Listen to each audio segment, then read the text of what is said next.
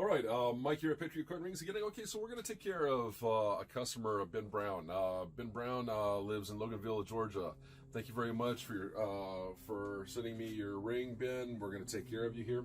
This is a very common problem that I get with a lot of customers. A lot of customers ask me if there's anything that I could do to help them out with their wedding rings. Often you will use a titanium band. Is a very common wedding ring. But what we don't think about is how our fingers are still changing, especially when you're getting married in your 20-somethings or thereabouts, and then 10, 20, 30 years down the line, your finger definitely changes.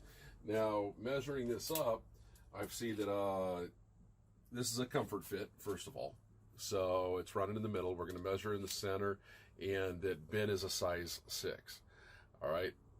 Secondly, it's got a lot of wear and tear, and just as a bonus, I'm going to be cleaning that up really nice for him so it looks like it's brand new. But in short, Ben's goal is to get a full 2 sizes. Now, 2 sizes is a hell of a lot. It really is, to get out of titanium, and we're just going to do the very best we can. I could definitely get a full size out of it. Sometimes, depending on the thickness, and this is on the thick side, I could pull two sizes out of that. So that's our goal, is to take it from a 6 to a size 8. If we get a 7, he said he'd be extremely happy.